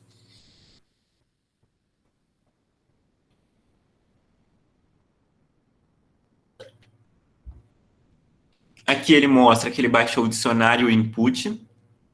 Então, se a gente colocar ou não a função labels igual a true, ele vai continuar baixando o dicionário, porque dentro do dicionário que tem um input, ele precisa do input de qualquer forma para fazer a leitura dos microdados. Nesse segundo ponto aqui, ele está baixando os microdados em si, zipados. Então, aqui vocês têm os microdados da PNAD contínua do terceiro trimestre de 2018. E essa data aqui do lado é a data que esses microdados foram atualizados. Então, apesar desses microdados serem do terceiro trimestre de 2018, eles foram atualizados no dia 29 de julho de 2019. Então, a importância de utilizar o getPNAD-C é justamente essa, de ter os microdados mais atualizados possíveis. Porque se você tivesse baixado esses microdados logo quando eles foram divulgados em 2018, provavelmente, hoje você estaria mexendo com microdados desatualizados. Talvez a atualização não tenha sido nada crucial que influencie nos seus resultados, mas é sempre bom mexer com os microdados atualizados. E aqui, ele baixou, nessa função aqui, nesse carregamento, ele está usando, no fundo, a função readPNAD-C, que ele precisa dela para fazer a leitura. Apesar dele baixar tudo, ele usa a read para fazer a leitura dos microdados. É a ideia de reaproveitar as funções do pacote para não ter que criar aquela implementação que se baseia naquela função de novo. Então, você utiliza as próprias funções do pacote. E aqui, ele baixou os deflatores. Ele só baixa esses deflatores porque eu não passei o deflator aqui. Quando eu não passo, o default dele é true, como pode ser visto aqui no manual. Então, ele baixou os deflatores e aqui o que ele fez foi rotular as variáveis, inserir as variáveis de deflacionamento e incorporar o plano amostral. Então, aqui a gente já tem os nossos dados no formato que a gente precisa para fazer as análises com relação à amostra complexa. Aqui eu estou fazendo o mesmo procedimento para instalar ou não o pacote server e torná-lo ativo, porque a gente vai precisar dele para fazer as análises. E um ponto importante, por exemplo, o pacote Raven, ele dá só essa mensagem de alerta aqui, falando que o pacote foi construído na versão anterior a 3.6.3. Já o pacote Survey, além dessa mensagenzinha, ele também dá essas outras mensagens que eu vou explicar para quem não tem familiaridade com R. Essa primeira aqui, ele vai carregar todos os pacotes que ele vai precisar para fazer as análises dentro dele. Por exemplo, o de grid é para organizar a estrutura dos gráficos e de algumas coisas em grids. E esse próximo ponto aqui é porque, eventualmente, pode existir funções com o mesmo nome entre pacotes diferentes. E aí, quando você torna um pacote ativo, ele, se em outro pacote tinha aquela mesma função com o mesmo nome, ele vai mascarar do outro pacote e tornar a dele utilizável, perdão. Então, é isso que aconteceu ali no Survey. Então, agora a gente vai entrar nas funções do pacote Survey. A primeira função do pacote Survey que a gente vai trabalhar é a SVY-total. A SVY-total ela vai trazer o total de uma variável que a gente vai designar como argumento. Então, aqui no x igual, você tem que passar o til para indicar que é uma variável dos seus microdados, porque se você não passa o til, ele vai entender como se fosse um objeto. Então, aqui eu quero fazer o total da renda mensal habitual, que é a VD 4019. Lembrando que aqui eu não estou comparando dois tempos, então estou tudo referenciando no terceiro trimestre de 2018. Então, nesse caso, eu não preciso deflacionar. Agora, se eu quisesse comparar o rendimento com o atual, não fazer uma comparação, mas se eu quisesse trazer esse rendimento para o atual, por exemplo, aí eu teria que criar uma VD 4019 real. Mas aqui eu estou referenciando no terceiro trimestre de 2018 mesmo. Então, eu quero o total desse rendimento. Nesse argumento design, você vai passar o objeto, que aqui o objeto ele é do tipo Survey Design, então, o dados PNAD-C que eu criei. E sempre quando você utilizar os microdados da PNAD contínuo e utilizar essas funções do pacote Survey, é necessário incluir essa opção NA.rm igual a true, para ele tirar os NAs, porque NAs são possíveis dentro das variáveis dos microdados da PNAD contínua, porque tem os não aplicáveis. Então, tem que deixar essa opção como verdadeiro. O que eu estou fazendo, eu poderia simplesmente jogar direto o total, caso eu não quisesse armazenar esse total em uma variável, mas eu tenho por objetivo colocar ele no objeto, porque depois eu quero calcular outras estatísticas sobre esse rendimento mensal total. Então, aqui eu estou criando esse rendimento total mensal num objeto, que é o total renda, e depois eu chamo ele para ver qual que é esse total de renda mensal habitual. Então, a renda mensal habitual a nível Brasil, era no terceiro trimestre de 2018, era de 200.264.857.640, e aqui é o erro padrão dessa estimativa.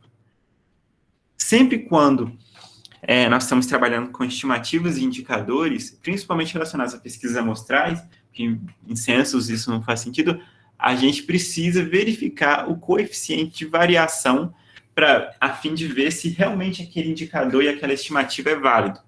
Então, aqui eu estou verificando esse coeficiente de variação. O coeficiente de variação, nesse caso, dessa estimativa deu de 1,4%, então é adequado, a meu ver, de trabalhar com essa estimativa. Lembrando que esse coeficiente de variação vai da interpretação da pessoa que está fazendo a análise, e é importante verificá-lo, porque quando o IBGE faz uma divulgação, geralmente o coeficiente de variação já é adequado à vista do IBGE. Mas quando a pessoa pega os microdados e começa a mexer e fazer cortes específicos, é bom a pessoa verificar se o CV está adequado para ela não estar falando de um indicador de algo bem específico, bem rarefeito, e dar aquilo como verdade, entende? Já essa segunda estatística é o intervalo de confiança. Se você usa Confint, ele vai dar um intervalo de confiança de 95% desse total da renda mensal habitual. Vale ressaltar que o Confint, geralmente você pode utilizar ele para variáveis de total, que são variáveis absolutas, ou de variáveis categóricas. Só que nas variáveis categóricas, que são de proporção, existe a possibilidade de que essas proporções deem abaixo de 0 ou acima de 1. Então, se você quiser corrigir isso, basta utilizar, aí eu vou entrar aqui no pacote Survey, basta utilizar uma função. Você vê que o meu pacote, o manual é bem pequenininho, são só 6 funções, já o Survey tem até ordem alfabética, então você pode entrar aqui e vasculhar essas funções que o Survey disponibiliza. Então, você usa essa aqui, SVY-CIPROP, se você quiser fazer com que o seu intervalo de confiança para a população fique entre 0 e 1, e aí tem os métodos que ele faz isso. Tem o logist, máxima verossimilhança, arseno, beta, e por aí vai. O segundo exemplo que a gente vai dar aqui é o total o total por uma variável categórica, por variáveis categóricas, no caso, sexo e cor ou raça. Quando é um total de variáveis categóricas, ao invés de dar um total absoluto, como foi para a variável de rendimento, ele vai dar um total das categorias dessas variáveis categóricas. Então, se a gente verificar aqui e executar esse programa... E outro ponto importante é que essa soma aqui, ele não vai criar interações, nem soma entre as variáveis. Ele só vai aparecer as categorias dessa e dessa separadamente. Então, a gente tem que... A nível Brasil, no terceiro trimestre de 2018, nós tínhamos 100.438.773 homens e 107.621.855 mulheres. Assim como tem essa distribuição de totais para cor ou raça. Então, essas são algumas estimativas bem interessantes.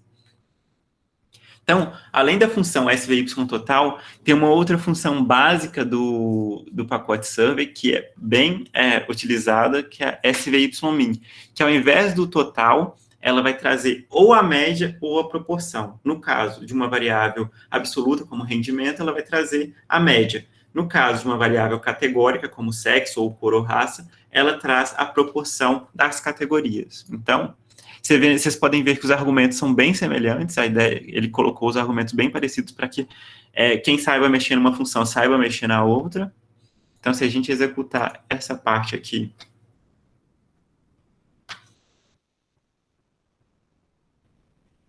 ele traz que o rendimento médio, mensal habitual médio do Brasil era de R$ 2.224.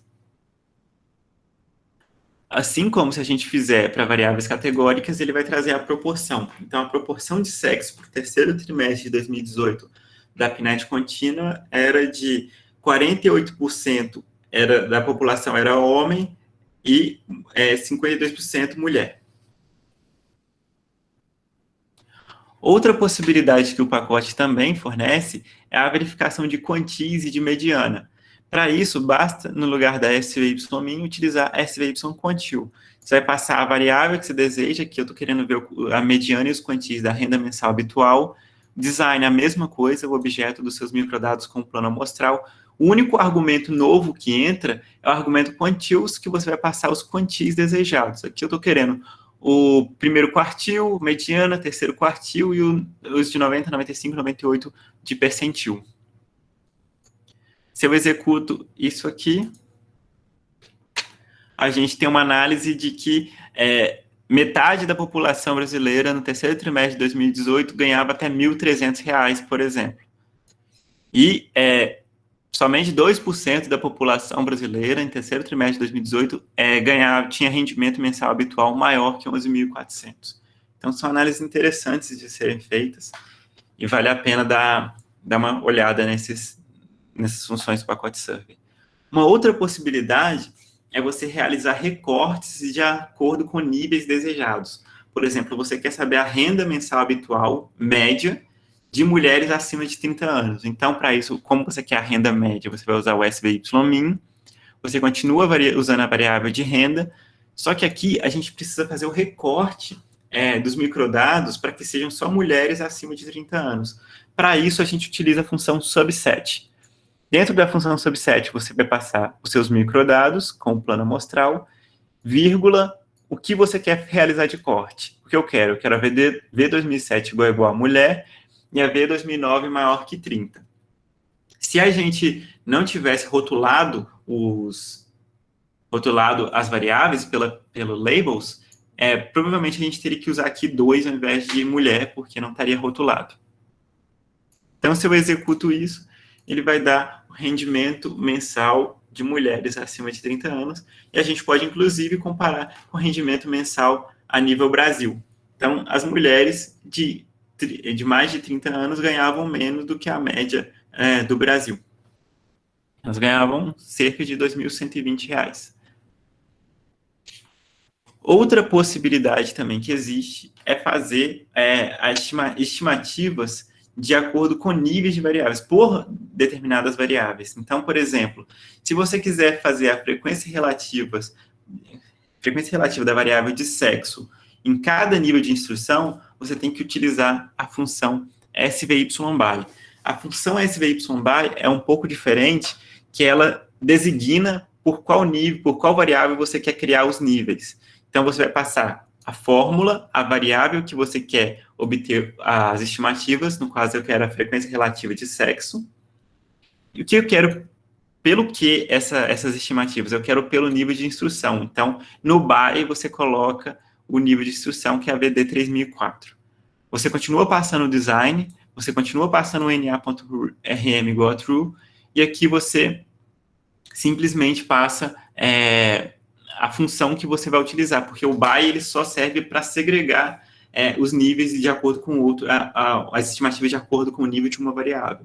Mas você tem que ainda passar a função que você deseja, porque, por exemplo, você poderia querer, uma vez a frequência relativa, você poderia querer o total em cada nível de instrução por sexo. Aí você passaria o SVY total. Aqui a gente quer a frequência relativa, então o SVY_min.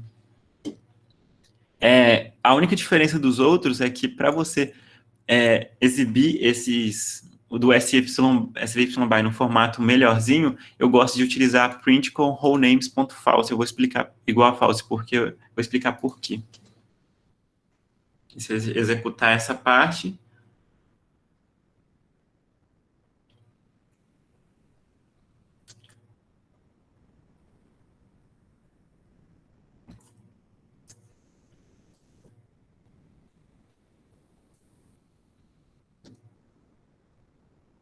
vocês veem que essa função demora um pouco mais, porque além dele estar realizando o SVY_min, ele ainda está utilizando o by para fazer a distinção dos níveis da variável de nível de instrução. Então, ele demora um pouco mais mesmo. Você sabe também, para quem não tem familiaridade com R, que seu programa está executando quando ele some essa setinha daqui, esse símbolozinho de maior, e quando aqui está com estava com aquela bolinha vermelha, que está mostrando que está executando. Então, aqui a gente tem a frequência relativa por nível de instrução, ele soma 100% no nível de instrução, obviamente. Então, por exemplo, as pessoas que eram sem instrução e menos de um ano de estudo, delas, 49% eram homens, 51% eram mulheres no terceiro trimestre de 2018. Já superior completo, a gente tem que 41% era homem e 59% mulheres. Então, é bem legal fazer esse tipo de análise também. Então, além dessas análises de estimativas, o pacote Survey também possibilita a criação de gráficos. E a gente sabe que na base do R já existem os gráficos, por exemplo, boxplot, histograma, só que se a gente utilizar eles direto nos nossos microdados, nós vamos ter gráficos dos microdados originais, ou seja, sem considerar o plano amostral. Então, para considerar o plano amostral, a gente utiliza as funções de gráficos do pacote Survey. Um exemplo é a SVY_boxplot. E uma coisa legal que o Thomas Lally fez foi deixar os argumentos muito parecidos, tanto com o próprio pacote Survey, mas também com as funções já existentes de gráficos. Então, no boxplot, você vai passar a fórmula. Aqui a gente quer o número de horas trabalhadas por sexo, ver se a distribuição das horas trabalhadas é diferente entre os sexos visualmente. A gente vai passar de novo os microdados com o plano amostral, e aqui eu estou pedindo para manter os outliers dessa forma. Então, quando eu executo esse comando aqui, vocês vão ver que ele vai exibir o gráfico aqui para mim nesse bloco. Ele vai mudar para a aba plots e vai mostrar o gráfico aqui para mim. Tá vendo? E aqui fica o gráfico, a gente percebe que a concentração de horas trabalhadas dos homens é bem menor do que a das mulheres, e aparentemente a mediana de horas trabalhadas das mulheres é maior do que a dos homens.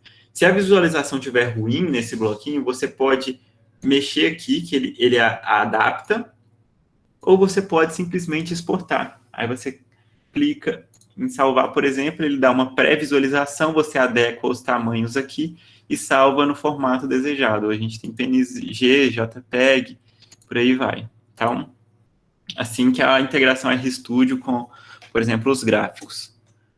Um outro gráfico que o pacote Survey permite é o histograma. Aqui a gente vai pegar a distribuição de frequência do número de horas trabalhadas. Então, a gente vai utilizar a variável VD4031, para isso a gente precisa transformar ela em numérica. e criar esse histograma. Vocês percebem que os argumentos são bem parecidos com o IST mesmo que existe na base do R. O main, que é o título, o xlab, que é o rótulo do X, o Y, que é o rótulo do eixo Y. E se a gente executa esse histograma, a gente vai ter justamente a distribuição de frequência do número de horas trabalhadas. E essa é a distribuição do número de frequências de horas trabalhadas. A gente tem uma concentração muito grande em 40 horas trabalhadas, que é habitual, né? Geralmente as pessoas trabalham 40 horas por semana.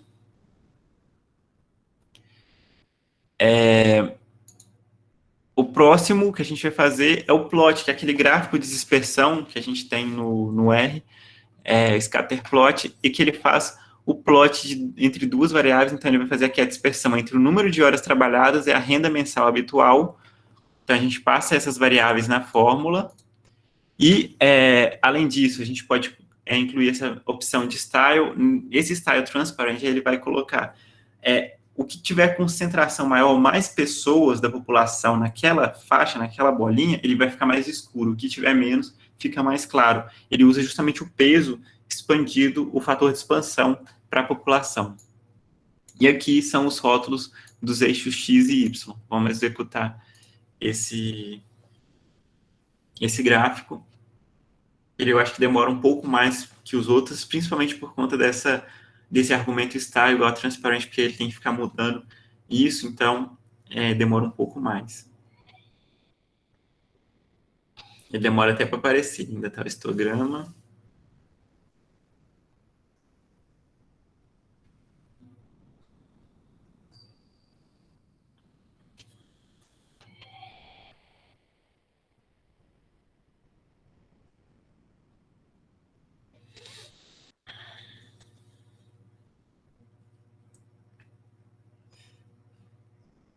Vou tentar mudar de aba para ver se ele muda. Ah, agora mudou.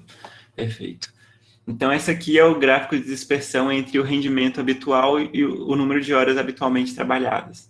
Então, a gente percebe aqui que tem uma pessoa que trabalha 8, ou um grupo de pessoas que trabalham 80 horas e recebe muito. E você tem outliers, vamos dizer assim, outliers que trabalham 120 horas e ganham quase nada. Ganham mesmo que pessoas que trabalham 40 horas. Então, esse tipo de gráfico é interessante para análise visual. Outra possibilidade dentro do pacote Survey é fazer testes. Por exemplo, o teste TestStudent, para verificar se existe diferença de rendimento entre os sexos. Será que existe a diferença entre a variável rendimento para os sexos? Será que homens ganham mais que mulheres? Isso para o terceiro trimestre de 2018. A gente tem a suposição que sim, que homens ganhavam mais que mulheres no terceiro trimestre de 2018. Mas, como é só uma suposição, a gente cria esse teste. Então, executando o teste, ele vai trazer os resultados desse teste para aí a gente ter uma afirmação consolidada. A gente vê que o p-valor é ínfimo, então a gente vai rejeitar a hipótese nula. Então, existe realmente uma diferença entre o rendimento de homens e mulheres. Aparentemente, homens ganham mais que mulheres pelo resultado do nosso teste. Outra possibilidade que eu acho válida é abrir o help do pacote, que eu já tinha aberto em algum momento, do pacote Survey, e verificar todas as funções que existem. Existem muitas funções. Eu geralmente vou direto no S, porque a maioria delas que me interessam tem esse nomezinho aqui, ó, SVY-bar, SVY-plot, que quadrado. Existem várias possibilidades aqui dentro. Tem como criar modelos lineares generalizados, então vale a pena dar uma olhada no pacote Survey, porque tem muita possibilidade de modelagem aqui dentro. E, por fim, eu faço uma citação para o pacote Convey. Eu primeiro carrego ele aqui, e aí eu abro o help dele. O pacote Convey ele foi criado para ser bem semelhante com o Survey, então um complemento.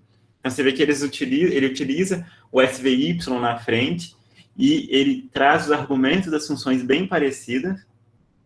A única diferença é que antes de você começar a utilizar o pacote Convey, as funções do pacote Convey, você tem que usar essa Convey Prep para você preparar o seu objeto do tipo design, que é os microdados com o plano amostral, para o formato que ele vai conseguir fazer as análises no Convey.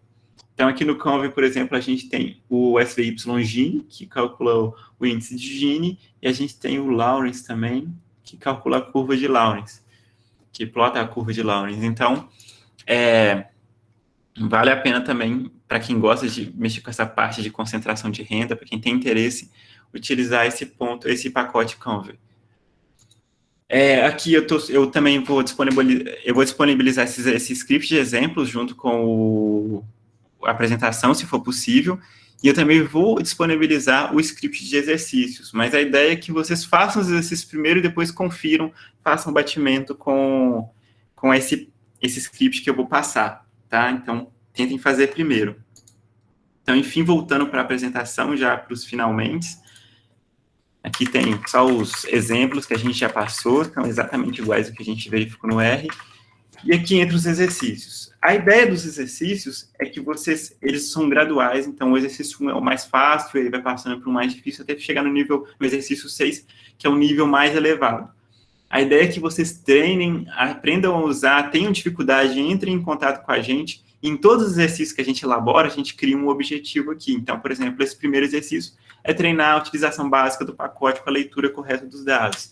Aí no exercício 2 é utilizar as funções do pacote Survey. A 3 é a segregação das bases e o conhecimento em relação aos dicionários de variáveis da PNAD contínua. A 4 é treinar funções diferentes do pacote Survey e elaborações de gráficos.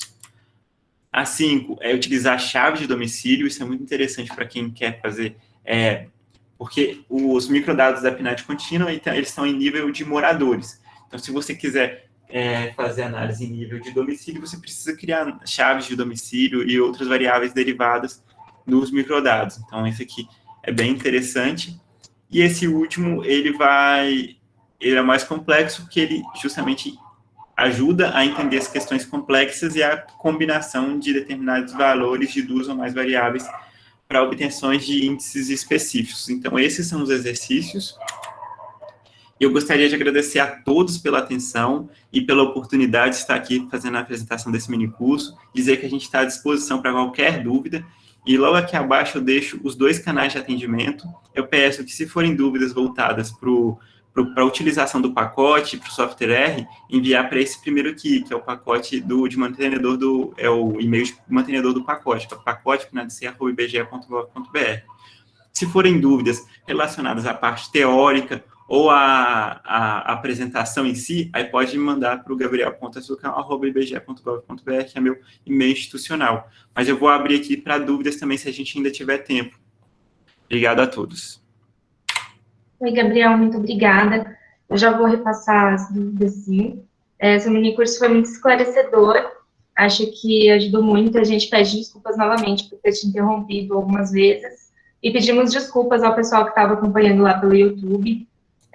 A gente teve alguns probleminhas lá, mas a gente conseguiu gravar uma parte lá e uma parte aqui no Meet, e depois estaremos disponibilizando pelo e-mail das pessoas que se inscreveram essas gravações, assim, todo mundo pode ter todas as partes, caso alguém não tenha acompanhado, né? Aí, caso alguém não tenha se inscrito, até deixar depois o e-mail aí no chat para a gente enviar. Também a gente ia solicitar para você, Gabriel, se seria possível você disponibilizar os slides para a gente depois também estar enviando para o pessoal pelo e-mail. Não, com certeza. Eu pretendo disponibilizar não só os slides, mas aqueles documentos todos que eu utilizei e esses scripts que eu acho que é interessante também. Sim, com certeza, vai ajudar muito. Obrigada, Gabriel. A gente teve algumas perguntas. A da Laís você já respondeu no começo. A gente teve uma pergunta da Daniele. Deixa eu só subir um pouquinho aqui. A Daniele perguntou se haveria alguma diferença entre os resultados alcançados por meio dos microdados e as tabelas do Sidra. Não, a ideia... Nossa, perfeito essa dúvida, na verdade. Eu esqueci de citar durante a minha apresentação. A ideia é, sempre que você utilizar um indicador que tenha sido divulgado no Sidra, fazer essa comparação, porque tem que estar igual. Pode ter uma diferença nas casas decimais, mas por conta de arredondamento, mas tem que estar igual. Se não bater os indicadores que você obteve no R com o Sidra, vocês podem mandar para a gente, que a gente tenta descobrir qual foi o problema. A gente teve alguns problemas de alguns usuários, tiveram alguns problemas, que foi o entendimento de como obter aquele indicador do Sidra, e a gente teve, inclusive, um fato de que o indicador no Sidra estava com uma inconsistência, aí a gente arrumou também. Por isso que é interessante esse feedback e fazer essa comparação. É um ótimo treinamento para quem está começando a entender os indicadores do IBGE. Então, ótima pergunta. E sim, compare sempre. Obrigada, Gabriel. Tem mais duas perguntas, acho, aqui. Uma é do Breno. Ele perguntou se você já tentou utilizar os gráficos pelo ggplot 2 ou é recomendável utilizar o próprio SVBoxplot, né, que fala. Então, essa é uma questão que eu tenho um pouco de dificuldade. Eu já li em algumas publicações. Eu vou indicar um site aqui que provavelmente quem programa já conhece, que é o Stack Overflow, que ele auxilia muito. E eu já vi essa questão no Stack Overflow de pessoas querendo utilizar os pacotes do Thomas Lanley, os gráficos do Thomas Lanley no ggplot. Eu acredito que deva ter como, mesmo que seja por grid, mas eu não sei até que ponto seria possível. E o interessante é que, se você perguntar nesses sites, nesses fóruns, o próprio Thomas Lanley responde vocês, ele é muito solícito, então vale a pena também surgir essa apresentação, mas infelizmente eu não tenho total conhecimento para te falar que tem jeito ou não, mas eu já vi comentários sobre. Que bacana. O Rodrigo também fez uma pergunta. Com relação ao pacote coleção que vai ser lançado, será possível integrar dados da POF e da PNAD diretamente pelo pacote, por exemplo? Então, é uma pergunta também muito interessante, é algo que o IBGE já tem trabalhado, que é fazer o criamento da chave, a chave única de domicílio, para utilização, para comparação, que é uma das propostas do Sistema Integrado de Pesquisas Domiciliares. Essa chave hoje ainda não está pronta, então fica difícil de elaborar essa conexão entre as pesquisas.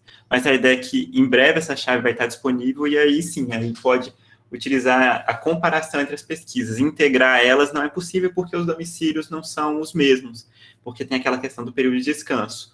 Talvez em outros níveis você consegue agregar, mas aí teria que ter um certo cuidado. Entendi. O Antônio fez uma pergunta muito interessante também em relação a essa última parte que você estava falando sobre os salários, né? Ele perguntou, na questão do salário entre homens e mulheres, os dados colhidos refletem as diferenças de experiência, formação e capacidade?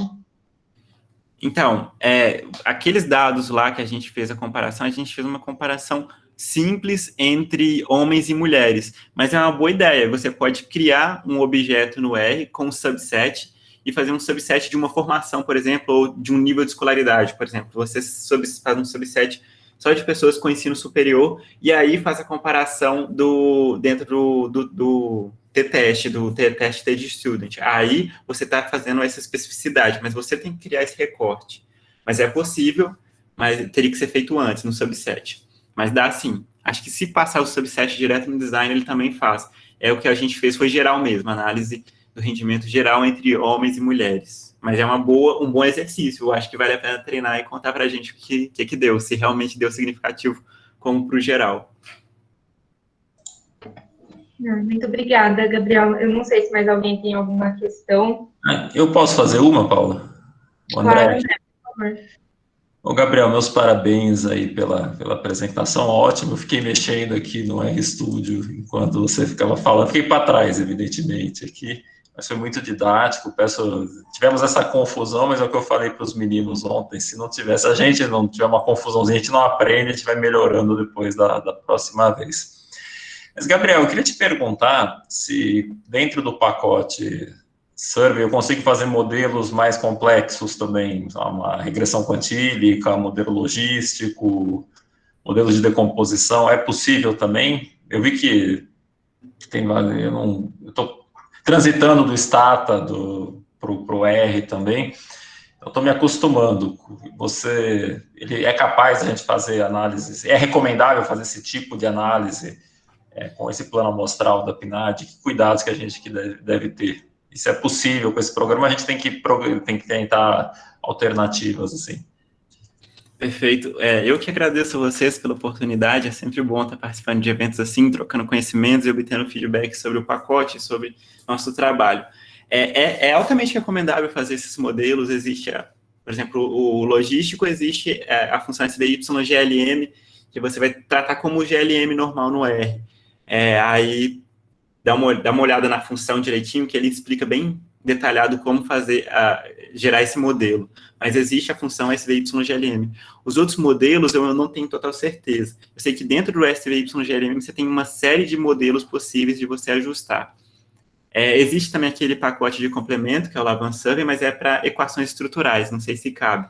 E o mais importante, é recomendável fazer esses modelos, é importante, e o mais importante que vai definir se seu modelo é bom ou não é verificar aquelas medidas de qualidade do modelo que solta. Por exemplo, quando é um modelo linear, você tem A e C, B e C, e outras medidas. Então, é sempre bom verificar essas medidas. Você pode executar os modelos sem problema, não existe nenhum impedimento por ser plano amostral complexo. Na verdade, é justamente para isso que a gente incorpora esse desenho amostral, mas é sempre bom aí avaliar o seu modelo, porque às vezes você está fazendo ajustes muito finos, e aí o modelo pode realmente ficar ruim, mas é a questão do modelo.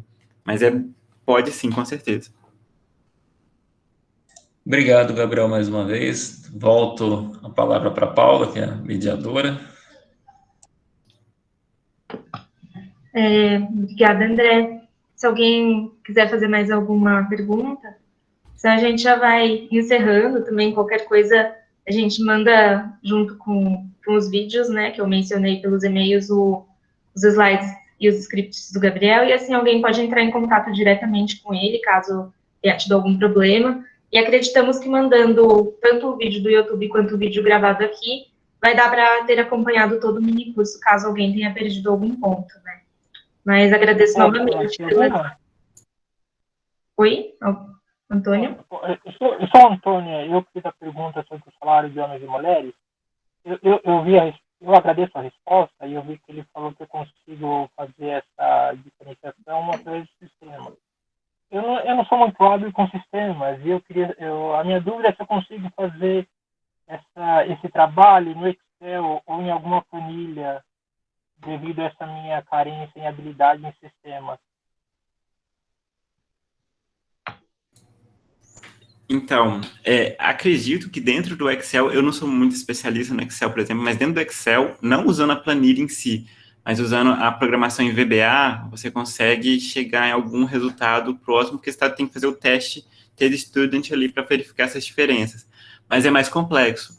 A vantagem do R é que você tem essa facilidade dos comandos e do manual, tudo ali pronto para você. No Excel vai ser mais complexo. Eu acho que tem como, mas eu indico treinar um pouco mais o R, tornar um bom programador e começar a utilizar. E quem sabe se torna até um hábito. E se precisar de dúvida, é só entrar em contato com a gente, que a gente está disponível para isso mesmo. Eu te perguntei isso porque sempre que eu ouço essa informação na imprensa, eu me pergunto isso: essa informação que a imprensa passa, ela é apurada de uma maneira geral ou ela é diferenciada por experiência que as pessoas têm, por formação acadêmica ou não? Você consegue me responder? Ou ela é apurada geralmente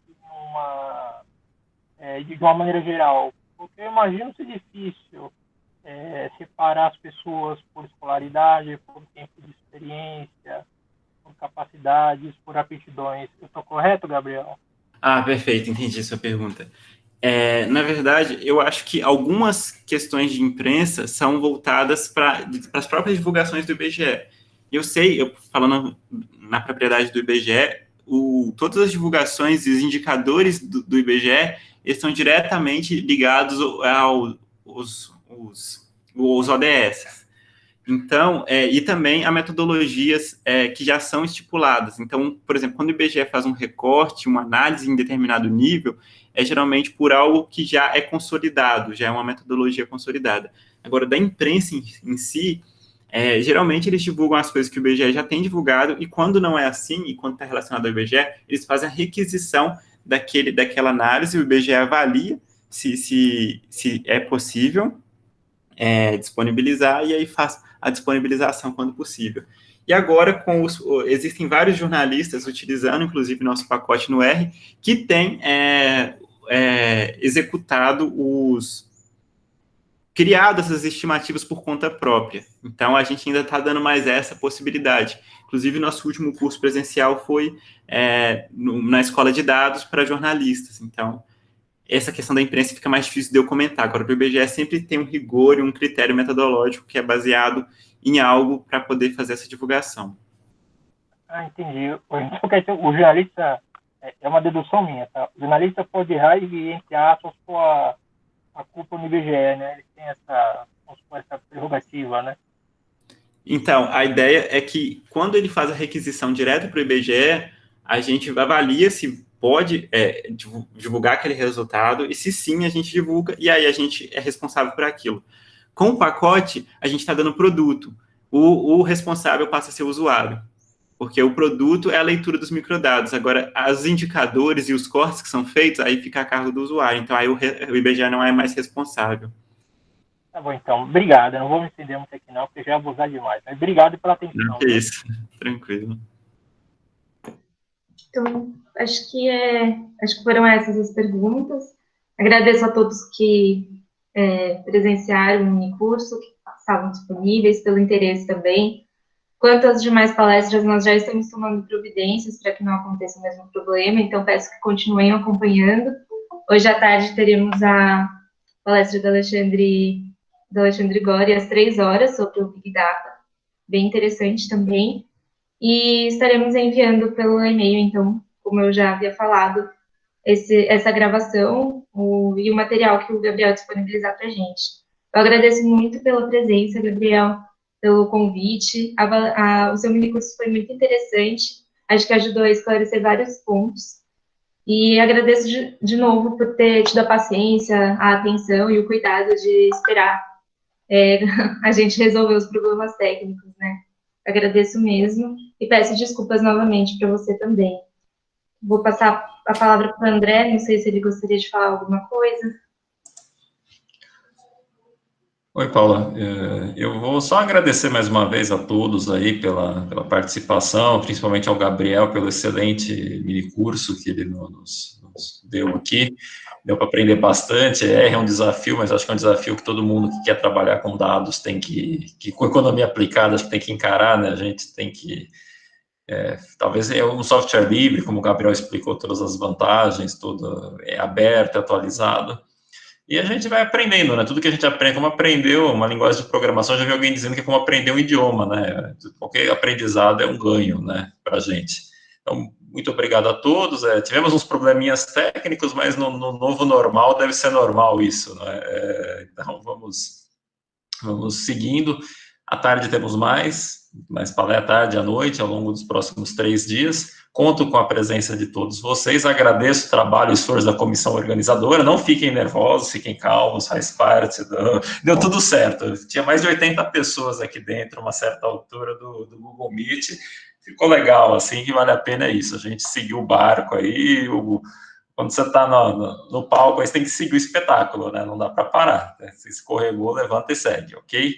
Muito obrigado a todos, parabéns, Gabriel, pela disponibilidade, por disponibilizar o material, por estar aqui, pelo trabalho de vocês. O IBGE é uma instituição aí do nosso país que nós temos que defender aí e nos orgulhar. Não é todo país aqui que tem uma instituição que faz um trabalho de qualidade como o IBGE. Obrigado a todos aqui em nome do programa de pós, em nome do grupo de pesquisa. Tenham um bom dia, uma boa tarde, bom almoço, até mais. Obrigado, Paula, volto para você. Agradecer de novo ao Gabriel, se ele quiser falar alguma coisa também, passo a palavra para ele. Eu só tenho a agradecer a vocês, e esse tipo de situação técnica acaba acontecendo, isso é normal, isso até presencialmente acontece, então é bom, acontece porque a gente está fazendo o trabalho, a gente está colocando um evento em prática, e isso é importante. Esse tipo de evento é sensacional e importante para a troca de conhecimentos. Então, foi sensacional a experiência, agradeço pelo convite, e espero que todos utilizem o pacote Finalice IBGE e os próximos que vão surgir ano que vem. Um abraço a todos e obrigado pela paciência. Obrigada a você, Gabriel. Com certeza a gente vai aprendendo, sim. E vamos entrando em contato, qualquer coisa. Eu vou interromper aqui a gravação agora. E agradeço novamente.